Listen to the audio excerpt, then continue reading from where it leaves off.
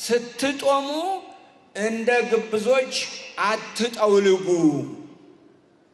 ይሄ ማለት ምን ማለት ነው? ስትጦሙ ማለት ጾም አለ፣ ነገር ግን አጿጿማችሁ ማለት ነው። እየሰማችሁ ነው አይደል? እስቲ መጽሐፍ ቅዱስ ከቤታችሁ ያለ እጃችሁን አሳዩኝ። መጽሐፍ ቅዱስ ከቤታችሁ ያላችሁ የምታስቀምጡበትን ቦታ የምታውቁስ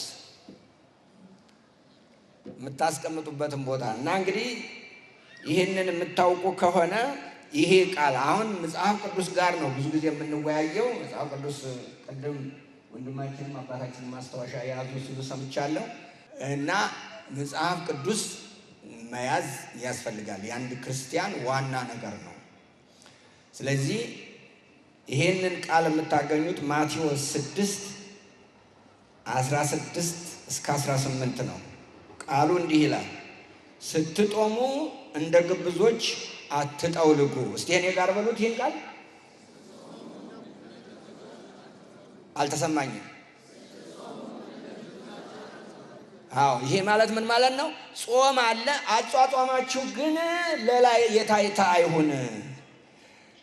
ለሰዎች እንደ ጦመኛ ሊታዩ ፊታቸውን ያጠፋሉና እውነት እላችኋለሁ ዋጋቸውን ተቀብለዋል። ግብዞች የተባሉት የሚጾሙት ጾመኛ መሆናቸውን ሰው እንዲያይላቸው ነው።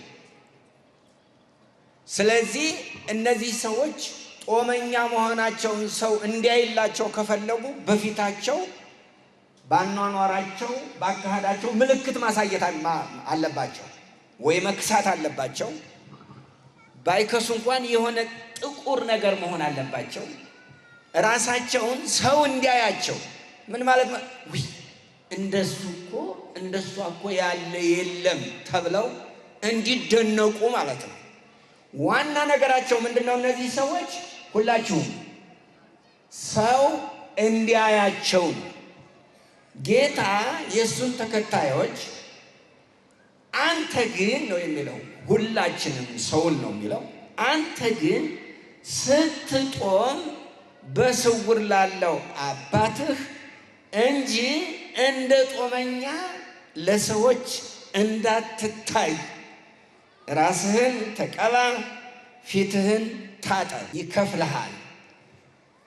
ያንተ፣ የእናንተ፣ የአንቺ፣ ያንተ፣ የክርስቲያን፣ የኔ፣ የሁላችን የእግዚአብሔር ሰዎች ይሁን ጾም ያስፈልገናል፣ መጾም አለብን። ምክንያቱም ጾም ጹሙ ተብለናል። ስትጾሙ ግን ነው ስትጾሙ ግን አጿጿማችሁን ወይም ደግሞ የጾማችሁን ሁኔታ ልባችሁንና አይምሯችሁን ለሚያየው አባታችሁ እንጂ ወይም አብረዋችሁ ለሚያስቀድሱት ወይም አብረዋችሁ ለሚቆሙት ወይም ደግሞ በመንገድ ለሚያልፉት ወይም ደግሞ በገበያ ለምታገኟቸው ሰዎች ለመግለጽ አይሁን። እዚህ ላይ ፊት መታጠብ፣ ራስ መቀባት የሚለውን የትርጓሜ ሰዎች ምናልባት በኋላ መምህር የአዲስ ኪዳን መምህሮች አሉ የሚተረጉሙ፣ እነሱ ሊገልጡልን ይችላሉ። መጽሐፍ ቅዱሳዊ መሰረት ያለው ነገር ነው። በኋላ እነግራችኋለሁ ቁጥር ምን ያህል እንደሆነ።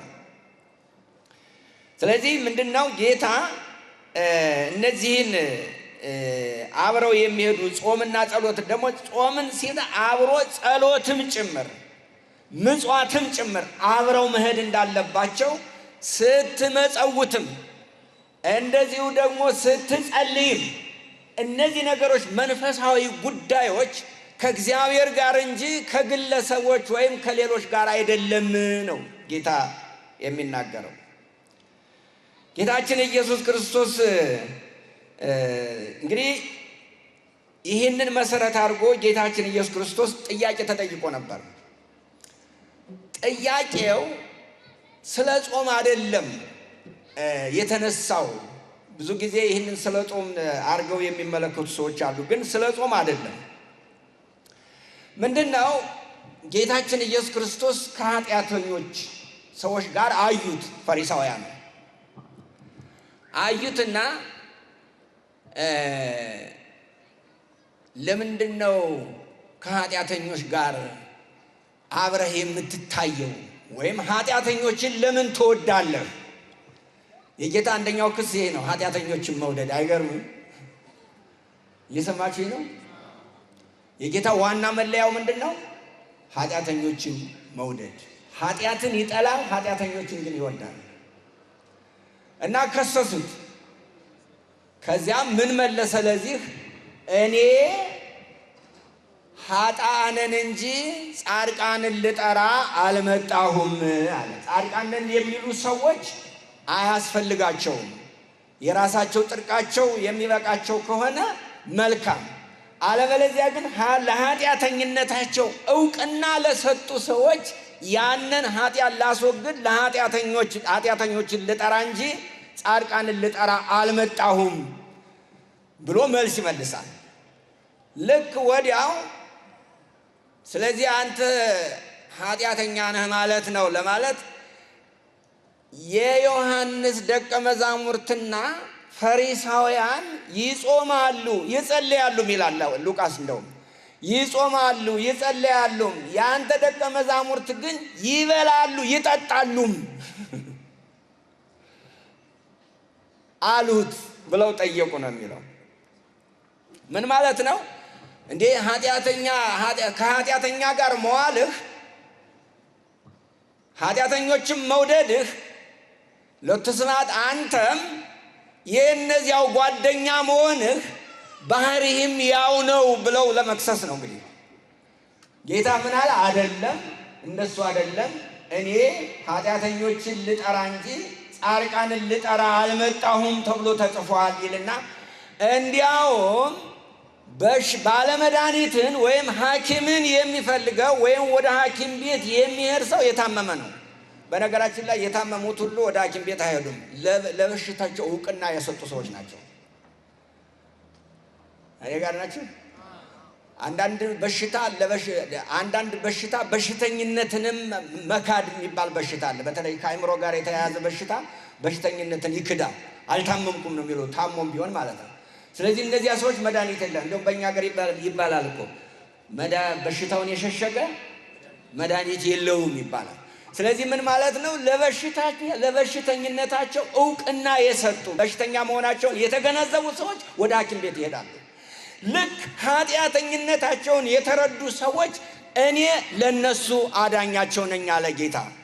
እነሱን ነው ልጠራ የመጣው። ዋና ተልእኮዬ ኃጢአተኞችን ለማዳን ነው።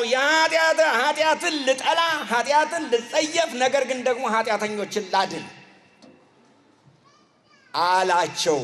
እዚያው በጣም አደገኞች እኮ ናቸው። እውቀታቸው ኃይለኛ ነው። ፈሪሳውያን በነገራቸው በጣም አዋቂዎች ናቸው። አዋቂዎች ስለሆኑ እንግዲያማ እኛ እንበልጥሃለን አይነት ነው። እንግዲያማ እኛ እንበልጥሃለን፣ ምክንያቱም ተማሪዎቻችን ይጾማሉ፣ እኛም እንጾማለን።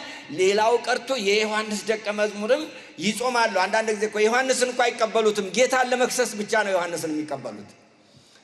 መልካም ነገር፣ ክፉ ሰዎች መልካምን ነገር አይቀበሉም። መልካምን ነገር ለመቀበል የሚፈልጉትና የሚዳዱት መልካሞችን ለማጥቆር ሲፈልጉ ነው። አያምኑበትም እኮ በጾምም አያምኑበት፣ በጸሎትም አያምኑበት፣ ያው ላይ ለላይ ነው። ስለዚህ ጌታ ምን መለሰ? እንዲህ አለ። ምን አለ መሰላችሁ? ዮሐንስ ደቀ መዛሙርት ቀርበው እኛና ፈሪሳውያን ብዙ ጊዜ የምንጦመው ደቀ መዛሙርት ግን የማይጦሙት ስለምንድን ነው አሉት። ኢየሱስም እንዲህ አላቸው፣ ሚዜዎች ሙሽራው ከነሱ ጋር ሳለ ሊያዝኑ ይችላሉን?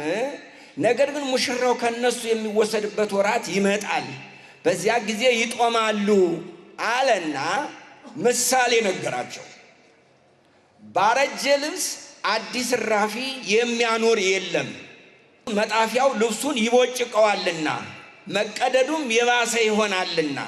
ባረጀ አቁማዳ አዲስ የወይን ጠጅ የሚያኖር የለም፣ ቢያደርግ ግን አቁማዳው ይፈነዳል፣ የወይን ጠጁም ይፈሳል፣ አቁማዳውም ይጠፋል።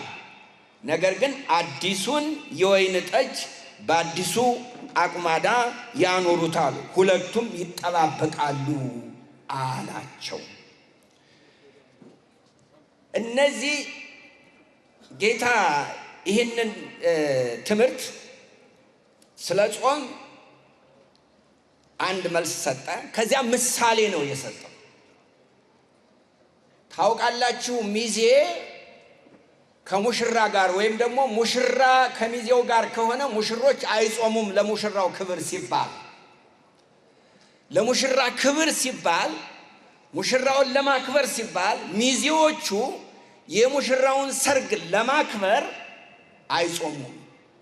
እንደዚህ ሁሉ እኔ ሙሽራው ከነሱ ጋር ስለሆነ ለኔ ክብር ሲሉ እነሱ አይጾሙም። ነገር ግን የእናንተ ጾም ግን ትክክል አለመሆኑን ብሎ ሁለት ምሳሌዎች አቀረበ። አዲስ ልብስና አሮጌ ልብስና አዲስ መጣፊያ፣ አሮጌ ጠጅና አዲስ አቁማዳ፣ አዲስ ጠጅና አሮጌ አቁማዳ። እነዚህ ሁለቱ የማይጣጣሙ ናቸው ነው የሚለው። ምን ማለት ነው? የፈሪሳውያንና የዮሐንስ ደቀ መዛሙርት ጾም ባህላዊ ጾም ነው። ሲጾሙ አግኝተው የተጾመ ጾም ነው። እንዲያውም አንድ ጊዜ እናንተንም ልጠይቃችሁ እንደገና እስቲ አቋርጬ ዝም ወደ መጀመሪያው ልሂድ። ይሄ ጾም ምን አይነት ጾም ነው? የምን ጾም ነው የሚባለው? አቤት፣ ጾመ ፍልሰታ ነው የሚባለው። በኋላ ለምን እንደተጾመ ምናልባት በነገውም ወይ ዛሬ ልገልጸው እችላለሁ። ግን ለምንድን ነው እኛ የምንጾመው ታዲያ? ፍልሰታ የዛሬ ስንት አንድ ሺህ ምናምን ዓመት ነው የተጾመው። ለምንድን ነው እኛ የምንጾመው? ለምንድን ነው የምንጾመው እኛ? እመቤታችን በረከት ለማግኘት የሐዋርያት ጾም ስለሆነ። እንዲያው ለሌላ ሰው አትናገሩ እንጂ ልንገራችሁ። እኔ ጋር ናቸው አይደል? እውነት እንነጋገር ከተባለ እየተጾመ ስላገኘ ነው። ባህል ሆነ። የኛ አርገን የምንጾመው በጣም ጥቂቶች ነን። የኔ ጾም ነው ብለን የምንጾመው ልክ የጌታ ያን ጊዜ የዮሐንስና የፈሪሳውያን ጾም ማለት ነው። ባረጀ ሕይወት ውስጥ ነው ጾም የሚጾሙት። ያረጀ ሕይወት ጾምክም አይጾምክም አርጅቷል። ስለዚህ ሕይወታችን በምንጾምበት ጊዜ ትናንት ነው አይደል ጾሙ የገባው? ቅዳሜ ቀን ምግብ ቀይረናል። ቅዳሜ ዕለት ማታ ዕቃ ታጥቧል፣ ቤት ሁሉ ጸድቷል፣ ሁሉ ነገር ምግብ ቀይረናል። ግን ባህሪያችን ተቀይሯል? ራሳችሁን ጠይቁ፣ ለእኔ አትመልሱ። ወደ ውስጥ ተመልከቱና ጾም ከመጀመራችሁ በፊት ምን ያህል ሰዎች አስቀይማችሁ ከስንቶቹ ጋር ታረቃችሁ? ሲጀመር ጾም በምጾምበት ጊዜ አሁን ይሄ የአምላኬ ቀን ነው ብለን፣ እርግጥ ነው ቅዳሴ ትመጣላችሁ፣ እርግጥ ነው ቁርሳችሁን አልበላችሁም፣ እርግጥ ነው የምግብ አይነት ቀይረናል። ግን ያ ብቻ ነው። የፈሪሳውያን ጾም ይሄ ነው። ያልተለወጠ ውስጣዊ አመጽ ያለበት፣ ውስጣዊ ምቀኝነት ያለበት፣ ውስጣዊ አታላይነት ያለበት። ሌላው ቀርቶ እኮ ስለተውነው ነገር እኮ ትዝ የሚለን ሰዎች እንደዚህ ሀገር ለመናገር ትንሽ ጥንቃቄ አደርጋለሁ እንጂ ምክንያቱም ሰው ቁርስ ይበላ ስለማላቅ ማለት ነው፣ ድህነትም ስላለ።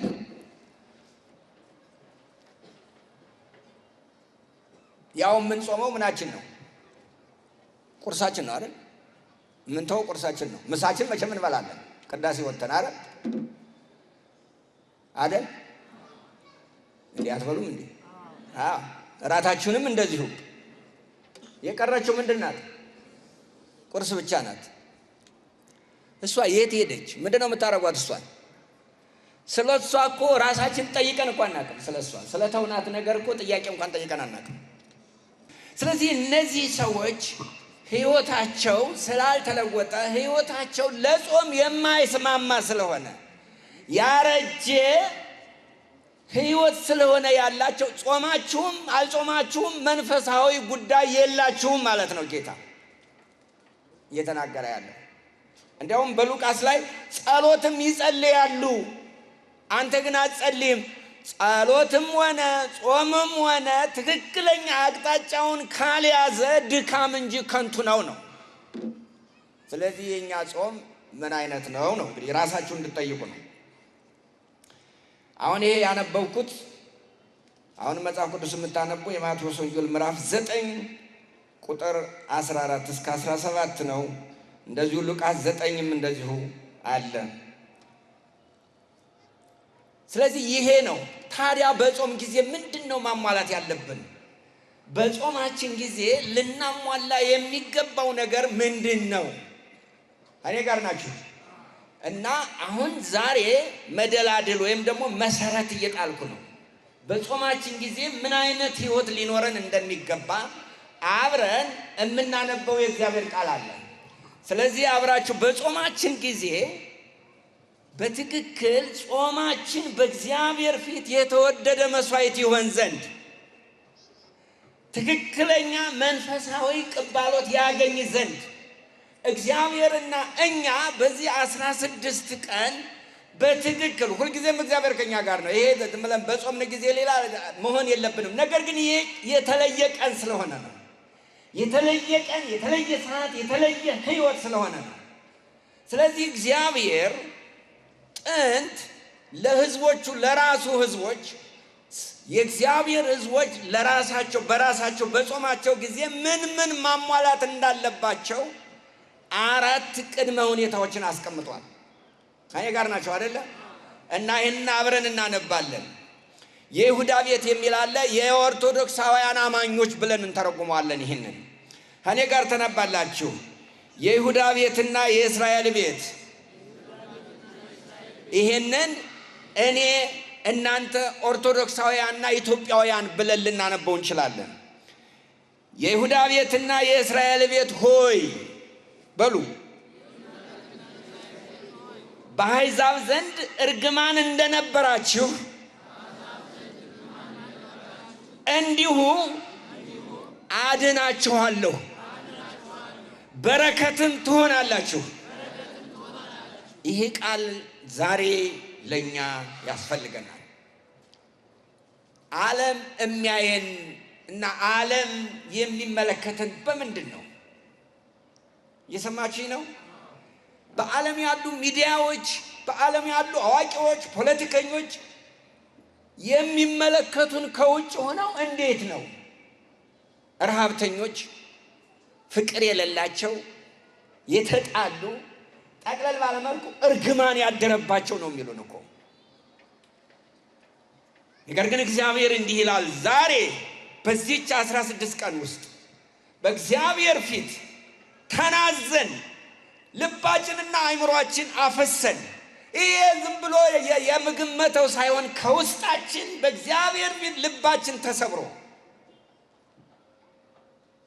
እንድናደርግለት የሚፈልገው ነገር አለ። አድናችኋለሁ፣ ለበረከት ትሆናላችሁ። ሁላችሁም አትፍሩ፣ እጃችሁን አበርቱ። አይሰማም? ሴቶች ብቻችሁን እስቲ መሃል ላይ ያለው አቤት ድምጻችሁ።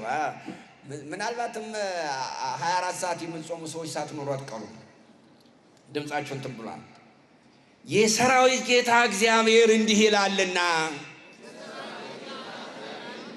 አባቶቻችሁ ባስቆጡኝ ጊዜ ክፉ ለማድረግ እንዳሰብኩ እንዳልተጸጸትኩም ይላል የሰራዊት ጌታ እግዚአብሔር። እንዲሁ ዳግመኛ ለኢየሩሳሌምና ለይሁዳ ቤት ማለት ለኢትዮጵያውያንና ለኢትዮጵያ ሕዝብ ብላችሁ ተርጉሙት። በዚህ ወራት በጎነትን አደርግ ዘንድ አስቤያለሁ፣ አትፍሩ። አሁን እንግዲህ እግዚአብሔር በጎነትን ላደርግ አስቤያለሁ፣ አትፍሩ፣ ግን ቅድመ ሁኔታዎች ይፈልጋለሁ ብሏል እግዚአብሔር። ቅድመ ሁኔታዎች ይፈልጋለሁ። በጎ ነገርን ላደርግ ነው፣ ተዘጋጅቻለሁ። ነገር ግን ቅድመ ሁኔታዎችን እፈልጋለሁ። እነዚህን ቅድመ ሁኔታዎች አብረን እናነባቸዋለን። የምትሰሩት ነገር ይህ ነው። አልተሰማኝም።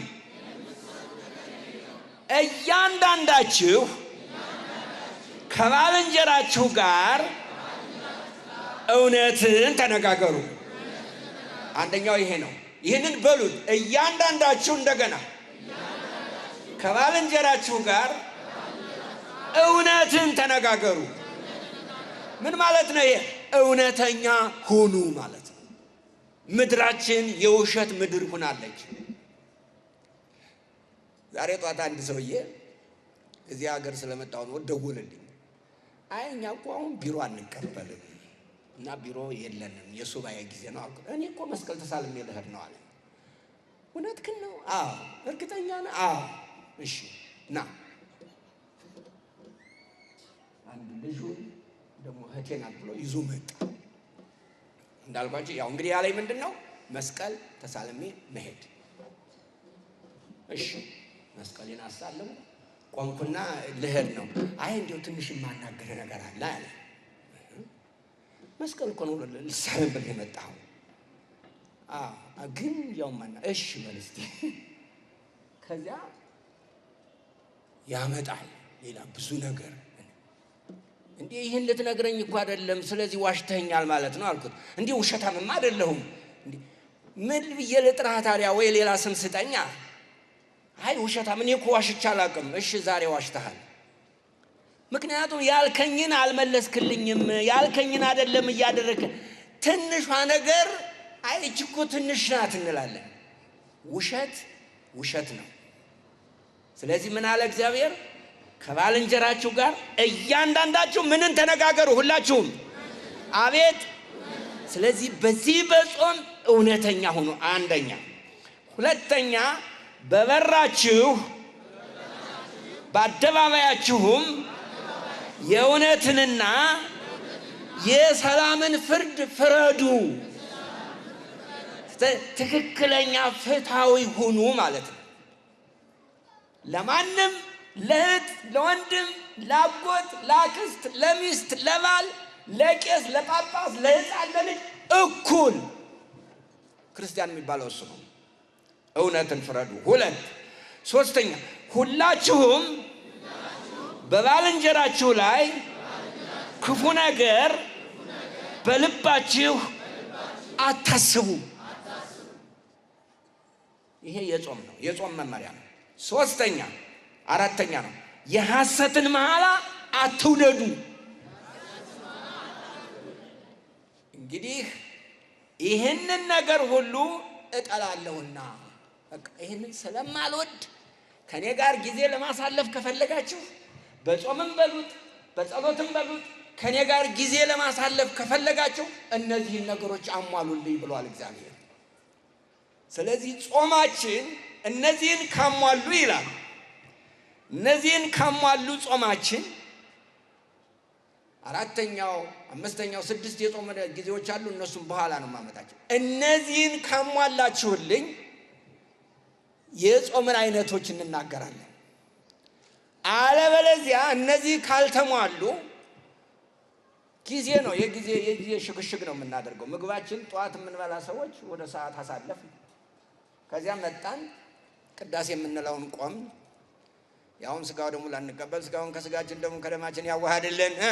መልሱ አቤት። ሳትቀበሉ እንደዚያ ስል ምን ይላሉ? እንደዚያ አሜን ሲሉ እንዲህ አልተቀበላችሁም ስል ምን ቢያረጉ ጥሩ ነው? እዚያ አሜሪካን ሀገር ዝም አሜን ማለቱን አቆሙ። እንደዛ አይደለም እያልኩ ያለሁት። መታችሁ 2 ሰዓት ከዚህ ከቆማችሁ የቆማችሁበትን ነገር አግኝታችሁ መሄድ አለባችሁ። እነዚህ 4 ነገሮች ነገ ጽፋችሁ አሁን ያነበብኩት መጽሐፍ ቅዱስ የምታነበቡ ካላችሁ ትንቢተ ዘካርያስ ምዕራፍ 8 ከቁጥር 13 እስከ 17 ነው አሁን ያነበብኩት። ይሄ የቤት ስራችሁ ነው እና ልምምድ የምታደርጉበት ነው። በዚህ በጾም ውስጥ እግዚአብሔር የጠየቀው ይህንን ስለምጠላ ከኔ ጋር ጊዜ ለማሳለፍ ከፈለጋችሁ በጾምም በጸሎትም በቅዳሴም በማንኛውም ከኔ ጋር ጊዜ ለማሳለፍ ከፈለጋችሁ እነዚህ ነገሮች ይሟሉልኝ አለ እግዚአብሔር። ይሄ ድርድር የለውም። ይሄ ምንም ነገር የለ። አይ እንዲሁ እኮ ይሄ እንዲህ እኔ እኮ በውስጥህ እኮ አስበው እና የቅድሙ ሰውዬ ምን አለኝ? እኔ እኮ ከዚህ ነው የመጣሁት ስልህ እንደዚህ ብለህ የኔን አይምሮ አላነበብክ። እንዴት አድርጎ ሊሆን ይችላል? እየሰማችሁኝ ነው? እርግጠኛ ነኝ እንደዚህ አድርጋችኋል እናንተም ብዙዎች። ይህን እኮ እግዚአብሔር እኮ ለዚህ ደግሞ አንዳንድ ጊዜ እግዚአብሔር እንላለን። እግዚአብሔርና ሰይጣን መከራቸዋል። አንድ ሰውዬ እናረግና እግዚአብሔር እኮ ይህን ስላደረገ ነው አይደለም። ትዝ ይለኛል አንድ ጊዜ አንድ ሰው መብራት በተራ ነው ሲባል ሰምቼ አይንት እግዚአብሔር ብዬ እግዚአብሔርን አማረርኩ አለ። ሰውየው እኮ ነው። መብራት በተራ ስለሆነ ማን ነው ተጠያቂው? ሁላችሁም እግዚአብሔር። እግዚአብሔር አባይን ከመስጠት ግልግል ጊዜን ከመስጠት ተከዜን ከመስጠት የማያቋርጥ ወንዝ ከመስጠት የማያቋርጥ አየር ከመስጠት ምን ሊያረግልህ ፈልገህ ነው? እርስ በርስ እየተጋደልክ በጨለማ የምትዛቀጥ በድህነት የምትዛቀጥ ምን ታረግ? እግዚአብሔር እኛ ወደ ቤተ መቅደስ መተን ከመጠየቃችን በፊት ለእያንዳንዳቸው በቤታቸው ላከላቸው ደብዳቤ አለ። አንድ ሰውዬ ሲጽፍ እኮ ነው። እስራኤላውያን ለእያንዳንዱ ወደ ቤተ መቅደስ ሄደው ጥያቄ ከማቅረባቸው በፊት ለእያንዳንዳቸው በቤታቸው ደብዳቤ ጻፈላቸው አለ። ምን አንተ እግዚአብሔር ምን አድርገን ነው ከምንል እናንተ ኢትዮጵያውያን ምን ሆናችሁ ነው የምትቸገሩት? ምክንያታችሁ ምንድን ነው? በክረምት እንደዚህ ሜዳ ላይ ቁጭ ብለን 3 ሰዓት 4 ሰዓት የምንማርበት አገር ለዚህ ምንም ነገር የማንከፍል ለአየር ለሙቀት ለቀዝቃዛ ምንም ነገር የማንከፍል ሰዎች በችግር የምንቆራመድበት ምክንያት ከልባችን ውስጥ ያለና ከአይምሯችን ውስጥ ያለ ድህነትና ክፋት ነው። ያም ከእግዚአብሔር ጋር ያለንን ትክክለኛ ስምምነት ስላላደረግን ነው። ዛሬ በዚህ ቦታ የተገኛችሁ ወገኖቼ፣ ይህንን የምትሰሙ ወገኖች፣ እግዚአብሔር ኢትዮጵያን ለመታደግ ከእያንዳንዳችን ላይ ጉዳይ አለው። ከእያንዳንዳችን ላይ ጥያቄ አለው። ክፋትን ተው፣ ውሸትን ተው፣ ማታለልን ተው። ምክንያቱም ተናግሯል እግዚአብሔር። ምን ምክንያት? እግዚአብሔር ይህን እጠላለሁ ብሏልና። እግዚአብሔር የሚጠላውን እያደረግን እግዚአብሔር የሚወደውን ጾም ብንጾም የቁጠባ ዘዴ ወይም ደግሞ ክብደት ቅነሳ ነው እንጂ ጾም አይደለም። ተስፋ ላስቆርጣቸው አይደለም። እስቲ እነዚህን እንደገና አራቱን ብቻ ባጭሩ እንያዛቸው። የመጀመሪያው ምንድን ነው ያልኳችሁ? የመጀመሪያው እያንዳንዳችሁ ከባልንጀራችሁ ጋር እውነት ተነጋገሩ ማለት ምን ማለት ነው? ኧረ እባካችሁ ቆይ አትዋሹ በሉት፣ ተርጉሙት።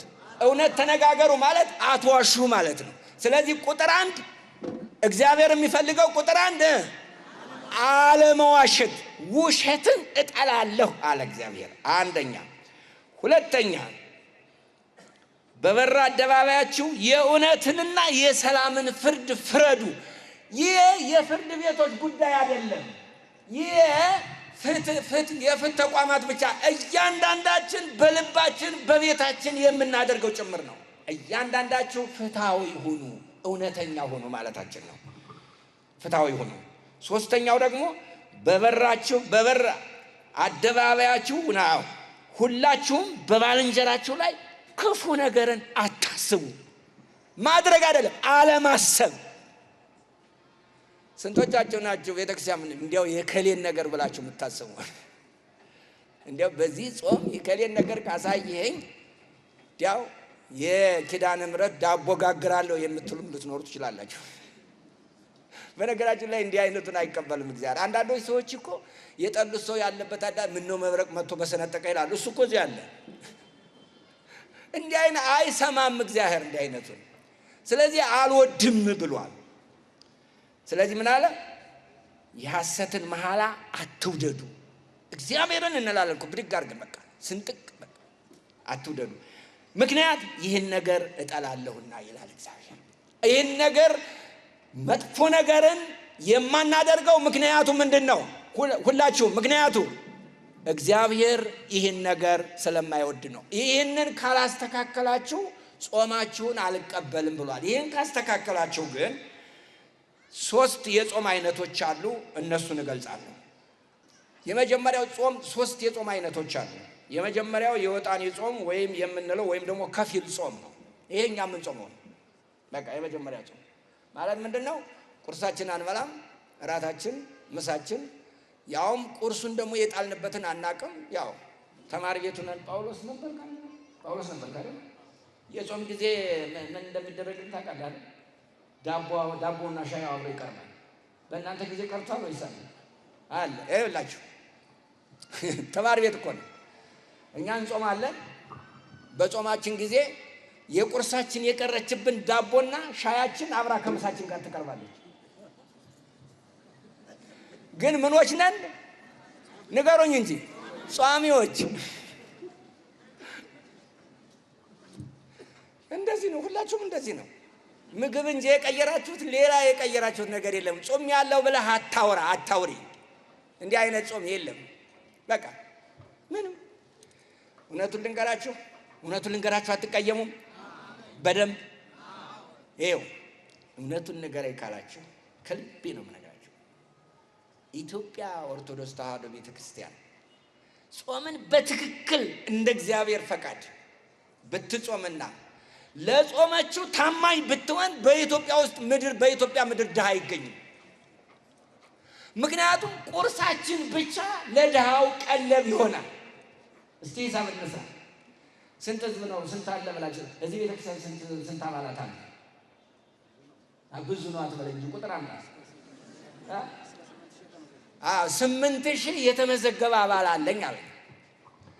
8000ን በ190 ቀኖች አባዙ። 8000 ሲባዛ በ190 ቀን። ቶሎ በል ሂሳብ ምሰራ። ቶሎ በል ሂሳብ ቶሎ። እንዴ አየው ፌስቡክ ነው የሚያየው ማለት ነው የእናንተ ስልክ። ስንት ሆነ? 8000 ሲባዛ በ190 በ200 ቀን በለው። በ200 ቀን በ200 ይኸው በቃ ድርቅ ይኸው 1,600,000 1,600,000 ሲባዛ ለቁርስ ስንት ነው የምታወጡ? ለቁርስ አንድ ሰው ለቁርስ ስንት ያወጣል? እምትበሉ ቁርስ የሌላችሁ እንዳላችሁ አውቃለሁ። ድህነት መከራ የሚያሳያችሁ እንዳለ ይሄን አውቃለሁ። ግን ቁርስ የምትበሉ ሰዎች ምን ያህል በአብሬጅ ስንት ብር ይሆናል? 50። ይሄማ ሀብታም መሆን አለበት። እሺ 25 ብር እናድርገው። 25ን በ1 ሚሊዮን በ1,600,000 25ን አባዛ 40 ሚሊዮን በአመት እዚህ ቤተክርስቲያን ለቁርሱ ታማኝ ከሆነ ሰው አለ። እና 40 ሚሊዮን የሚፈጅ ድሃ አለ እዚህ ሰፈር? የለም። ግን ታማኝ ስላልሆንኛ እውነቴን ልናገር አትቀየሙም? የላይ ኑሮ ነው። ምን ልክ የፈሪሳውያን ጾም ነው ጾማችን። ሌላውን ለመክሰስ፣ ሌላውን ለማሳጣት፣ ሌላውን ለማየት ለዚች ለ16 ቀን ዘንድሮ 10 ቀን ናት። እስቲ ዘንድሮ ታማኝ ሁኑ። 8000 ህዝብ ዘንድሮ ታማኝ ሁኑና 8000 ህዝብ 8 ሲባዛ በ10 ሲባዛ በ25 ስንት ይሆናል? ቶሎ በል። 8000 ሲባዛ በ10 ሲባዛ በ25 ቶሎ በል። ቶሎ ስንት ይሆናል? ቶሎ በል። ሲባዛ በ10 ሲባዛ በ25 ቁርስ ለ25 ስለሰጠን 2 ሚሊዮን ብር እዚህ ሰፈር በ16 ቀን እንፈልጋለን። እውነተኛ ጿሚዎች ከሆን ማለት ነው። አታላዮች ካልሆን፣ አጭበርባሪዎች ካልሆን፣ ወይም ደግሞ ከሳሾች ካልሆን እንደ ፈሪሳውያን እውነተኛ ሰዎች ከሆን 2 ሚሊዮን ብር እዚህ እናገኛ። ምክንያቱም ቅዳሜና እሑድን ስለምትበሉ ነው 10 ቀን ያልኩት ለዚያ ነው። የቅዳሜና እሑድ ቁርስ አንፈልግም ብሉ። እሱን ለዚህ እንኳን ታማኝ ከሆን 8 ሚሊዮን ብር እዚህ ወጥቶ የወዜተ የተደረደረውን አፈር ባለ እየሰርቶ ቢውልዲንግ ያደርገዋል። የ16 ቀን ብቻ እንኳን ግን ውሸታችን ነው። በቃ እንመጣለን፣ አሜን ሲባል እንሄዳለን። ቆም አሜን ሲባል እንሄዳለን። ቆም አሜን ሲባል እንሄዳለን። 16ቷ ቀን ምንም ሳንለወጥ ታልፋለች። ምንም። ስለዚህ የመጀመሪያው የወጣኒ ጾም የምንለው ይሄ ሰዓትን ማሸጋሸግ ነው ያልኩት። ጊዜን ማሸጋሸግ፣ ሌላ ምንም የምናደርገው ነገር የለም። ጊዜን ማሸጋሸግ ብቻ። የተውነው ነገር የለማ። አሜሪካን ሀገር እዚያ ኒውዮርክ ቁርሳችሁን አምጡ እያልኩ አስቸገርኩኝ። ስንት ነው የምታወጡት? እኔ ቁርስ አልበላም አላንዱ። ምንም ነገር አትቀምስም አልኩት። አይ ቡና ጠጣለሁ አለ። እሺ ቡናው ስንት ነው አልኩት። እኔ ርካሹን ቡና ነው የምጠጣው። ስንት ነው? እሺ $1.50 ነው አለ። $1.50 ማለት ነው። እሺ ብቻውን ነው በቃ ደረቁን ነው የምጠጣው? አይ ቤግል ጨመረበታለሁ። ቤግል የምትባላለች የሆነች የአይሁድ ዳቦ ናት የምትባል እኛ ሀገር ምን የምትሏት ነገር፣ እሷ ስንት ናት? $1.50። ይሄ ሰውዬ ስንት ያወጣል ማለት ነው? የመጨረሻ ዝቅተኛው ስንት ያወጣል ማለት ነው? 3 ብር። እሺ 3 ብሩን አምጣ አልኩት እና አንዲቱ እናት ብድግ አረባከውት አባ 2 ይበቃናል አሉ። ይኸው ወደን ያደረግነው ነገር እንገደዳለን። እና ለምን ጿሚ ነኝ ትሉኛላችሁ ነው የኔ ጥያቄ። አትበሉ፣ ጿሚ ነኝ አትበሉ። ቀልድ ነው፣ የቁጠባ ዘዴ ነው። ወይም ደግሞ ምሳችሁንና ቁርሳችሁን ቀላቅላችሁ እየበላችሁ የምትኖሩ ሰዎች የምንኖር ሰዎች ነን። ሌላ ትርጉም የለውም። ስለዚህ በዚህ ጾም እስቲ ራሳችን የወጣኒ ጾም የምንለው ነው። ሁለተኛው መደበኛ ጾም ይባላል። ይሄ የወጣኒ ጾም የሚባለው ልክ ማለት የምግብ ጊዜን ማሸጋሸግ ነው ያልኩት። ሌላ ምንም የሆነ ነገር የለም። ጠዋት 2 ሰዓት የምንበላውን ቁርስ ለስንት አስተላለፍ ነው? ለቀን 8 ሰዓት ወይም 9 ሰዓት አስተላለፍ ነው። አለቀ። የተውነው ነገር አይታወቅ ምን አይደል? አንደኛው ነው። ሁለተኛው መደበኛ ጾም ይባላል። ይሄ ደግሞ ትንሽ ውሃ ብቻ እየጠጡ ለ2 ለ3 ቀን ያለ ምንም ምግብ መቀመጥ ማለት ነው። ለ2 ቀን ለ3 ቀን ለ4 ቀን ይሄንን አንድ ህዝብ ጾሞታል። እሱን ነገ እናየዋለን። ሶስተኛው ደግሞ ፍጹም ጾም የሚባለው ነው። ፍጹም ጾም የወጣኒ ጾም ወይም ደግሞ ግማሽ ጾም፣ መደበኛ ጾም፣ ፍጹም ጾም። ፍጹም ጾም የሚባለው ለረጅም ቀናቶች ምንም ነገር አለመቅመስ ማለት ነው። የዚህ አይነት ጾም በዓለም ላይ 3 ጊዜ ብቻ ነው የተጾመው። ሙሴ፣ ኤልያስ፣ ክርስቶስ ብቻ ናቸው የጾሙት። ምንም ነገር ሳይቀምሱ ለ40 ቀናት ቆይተዋል። ግን እነዚህ ሁሉ ከላይ ያልናቸው በእግዚአብሔር የተመደቡ ቅድመ ሁኔታዎች መሟላት አለባቸው። በውሸት ላይ በማታለል ላይ ፍት በጎደለው ህይወት ላይ ተቀምጠን ብንጾም የክብደት ቅነሳ እንጂ ጾም አይደለም። እናገራለሁ አይደለም። በቃ መርዶን በሉት፣ የምስራች የራሳችሁን ስም ስጡት። በህይወታችን ለውጥ መምጣት አለበት። ከዚህ ጋር የጾም አነሳሽ ምንድነው? ምክንያታችን የጾም አነሳሽ ምክንያታችንስ ምንድነው? ይችን ብዬ ደመድማለሁ። ሶስተኛው የጾምን ዋና መሰረት አስቀምጫለሁ፣ ቅድመ ሁኔታ አስቀምጫለሁ፣ የጾምን አይነቶች አስቀምጫለሁ። አሁን የጾም አነሳሽ ምክንያቶችን አስቀምጣለሁ። 3 የጾም አነሳሽ ምክንያቶች አሉ። እኔ ጋር ናችሁ? አንደኛው ራእይን ወይም ደግሞ በእግዚአብሔር ፊት መልካም ነገርን ለመስራት ፈልገን በእግዚአብሔር ፊት ያ ነገር እንዲሰምር የምናካሄደው ጾም ነው። ራእይን ወይም ደግሞ ዓላማን የተለያየ ነገር ሊኖር ይችላል፣ ግን መልካም ነገር መሆን አለበት።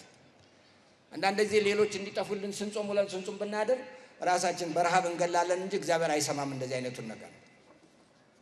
ነገር ግን መልካም ነገር ለሀገር፣ ለቤተ ክርስቲያን፣ ለራሳችሁ ትዳር እንኳን ቢሆን በእግዚአብሔር ፊት የምታቀርቡት በእግዚአብሔር ፊት እንዲፈቀድላችሁ እግዚአብሔር እንዲፈቅድላችሁ የእግዚአብሔርን ፈቃድና የራሳችሁን ፈቃድ ለማስማማት የምናደርገው ነገር ነው። ይሄ የመጀመሪያው የጾመው ሙሴ ነው። ሙሴ ነው የጾመው የመጀመሪያው እና የምድረ በዳውን ሕዝብ ለመምራት መጀመሪያ ያደረገው በእግዚአብሔር ፊት 40 ቀንና 40 ሌሊት ተቀምጦ መጾም። ይሄ ዘዳግም 9 ከ9 እስከ 18 ድረስ ያለ ምንባብ ነው። ቤታችሁ ወዳችሁ ዘጸአት 33 አለ 34 ላይ አለ 28 እንደገና ዘዳግም 9 አለ።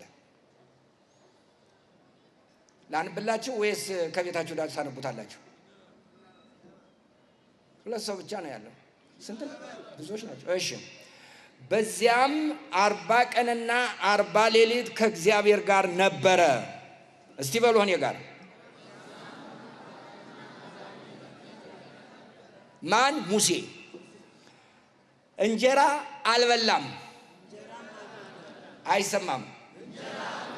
ውሃም አልጠጣም። ይህንን እንጀራም ምግብም ሳይበላ ውሃም ሳይጠጣ ስንት ቀን ቆየ? 40 ቀን 40 ሌሊት ምንም ነገር ሳይቀምስ። አቤት አቤት አቤት!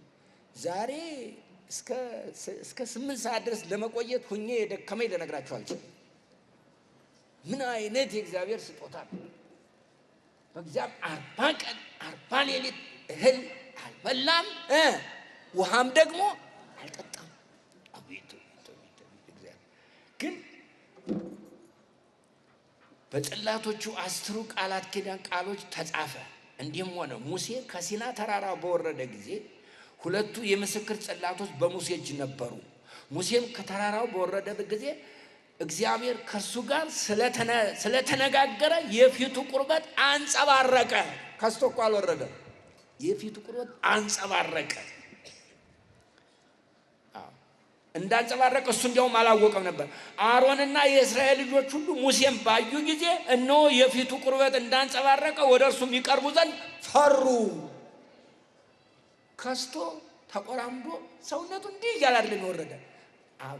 ሰውነቱ ብርሃን ለብሶ ለሱ ሳይታየው የሚያዩት ሰዎች በብርሃን ተጥለቅልቀው ሰዎች ፈሩ ነው። በ40 ቀንና በ40 ሌሊት ምን ተቀበለ? ሕጉን ተቀበለ። ያንን ራእይ በእግዚአብሔር ፊት ያንን የምድረ በዳ ሕዝብ ሊመራ ሕጉን ተቀበለ። 40 ቀን 40 ሌሊት ጾመ። እኛ ለምን እንደምንጾም ምናልባት በነገው እገልጻለሁ። ይህ ጾም ከባርነት የሙታንና በየቀኑ የሚገለባበጥ ሕዝብ ለመምራት የሚያስችል ሕግ ለመቀበል የተደረገ ጾም ነበር። ይህ ሕግ አሁንም ዛሬ በእኛ ጊዜ ይሰራል። 10ቱ ቃላት እያልን የምናነበው ዛሬ እንኳን ሕያው ነው። ያን ጊዜ የተቀበለው ቃል ክብር ለአምላካችን ነው። ሁለተኛው ኤልያስ የጾመው ጾም ነው። የኤልያስ ጾም ደግሞ በጣም የሚገርም የጾም አይነት ነው። ኤልያስ የነበረበት ዘመን ልክ ዛሬ እኔና እናንተ እንደነበረብን ዘመን አይነት ነገር ነው። አመፀኛ መሪዎች ነበሩበት። የነዚያ መሪዎች ሰባካያን ነበሯቸው። እነዚያ መሪዎች ያዘጋጇቸው የፖለቲካ ነቢያቶች ነበሯቸው። የፖለቲካ ሰባካያን የሐሰት አምልኮ የሞላበት ነበር። በዚያ ላይ እነዚያ የፖለቲካ መሪዎቹ የእነዚያ የሐሰተኞቹን ነቢያት ትምህርት ነበር የሚሰሙት። የኤልያስን ትምህርት የሚሰማ ሰው አልነበር። አንድ ቀን ኤልያስ ውድድር ገጠመ። እግዚአብሔር ተፈታተነው። አንድ ቀን ዝናብ አታዝንም፣ ምድሪቱን ሰማይቱን ዝናብ እንዳታዘንብ ምድሪቱም እንዳታበቅል ብሎ ገዘተ። በሚገርም ሁኔታ እግዚአብሔር ሰማው። ሰማይም ተዘጋች፣ ምድርም ደረቀች። ግን የመሪዎቹ ልብ አልተመለሰም። አይገርምም? እዚያ ረዥም ጊዜ ከ3 ዓመት በኋላ ዝናብ ዘነበ። ከዝናቡ በኋላ ኤልያስ እግዚአብሔርና የእሱ አምላክና የሐሰተኞቹ ነቢያት አምላክ እንዲወዳደር ገጠሙ። በቃ ውድድር እንወዳደር፣ እግዚአብሔር የሚመርጠው የማን አምላክ እንደሆነ በሕዝቡ ዘንድ በአደባባይ ይገለጥ አለና እሱ አምላኩን ይዞ እነዚያም ደግሞ አምላካቸውን ይዘው እሱ አልተቃወመም አምላካቸውን። እሺ እውነተኛ አምላክ የሆነ በዚህ ሕዝብ ላይ ይነግሳል አለ። እውነተኛ ያልሆነ ግን ሕይወቱ እንኳን ይቀጠፋል አለ ኤልያስ። በዚህ ምክንያት መስዋዕት ይሰዋ ተባለ። ቶሎ ነው የምጨርስላችሁ። መስዋዕት ተሰዋ። ቀኑን እናንተ ምረጡ አለ። ቀኑ ተመረጠ። ከብቶቹ ተደረደሩ። ሁሉ ነገር አሉ። አሁን 400 ለአንድ ነው። እየሰማችሁኝ ነው? ለስንት ነው? 400 ለአንድ። ለዚህ ነው ዲሞክራሲ ብዙዎች የደገፉት እንጂ እውነት አይደለም የምንለው። ዲሞክራሲ ብዙ የደገፈው ሰው እንጂ እውነት አይደለም። ዲሞክራሲ እውነት የሚባል ነገር አይደለም። 1000 ሰዎች ሐሰተኞች ከሆኑ ያሸንፋሉ። 500ዎቹ እውነተኛ ከሆኑ ሐሰተኞቹ ያሸንፋሉ። ግን በእግዚአብሔር ፊት እሱ አይሰራም። አይገርምም? በእግዚአብሔር ፊት ቁጥር አይሰራም።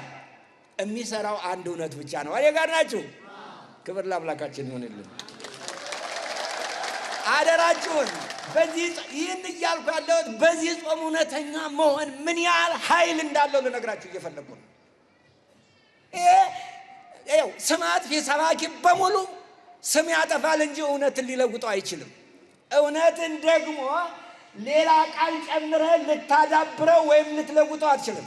በነገራችን ላይ በመጽሐፍ ቅዱስ ውስጥ 4 ቃሎች አሉ የማይተረጎሙ፣ ካልተገበሩ በቀር ካላደረካቸው በቀር የማይተረጎሙ ቃላት አሉ። ምን? ፍቅር፣ እውነት፣ ይቅርታ።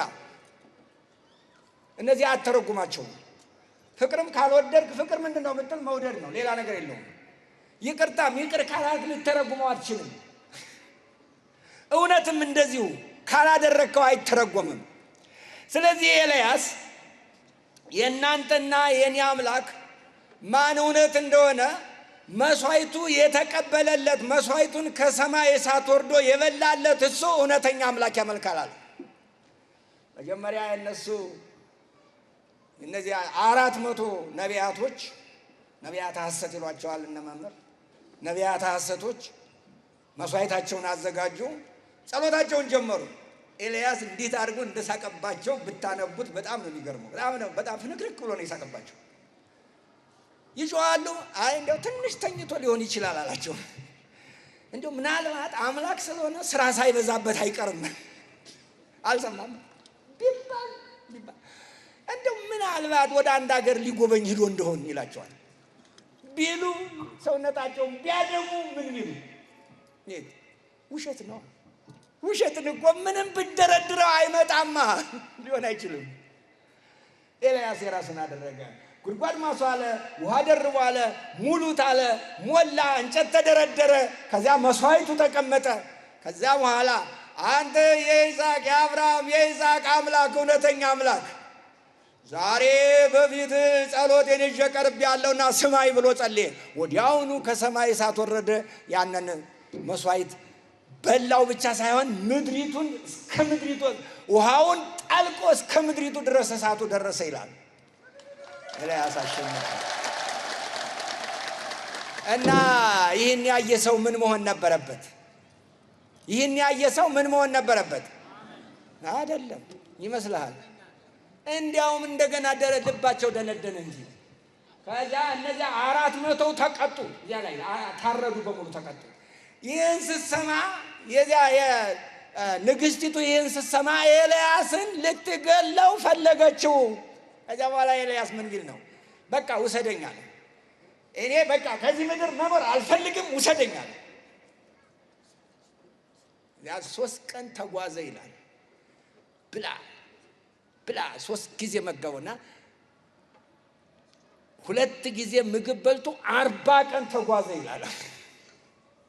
ሳይበላ ሳይጠጣ ከ40 ቀን በኋላ ጉዞ በኋላ ተራራ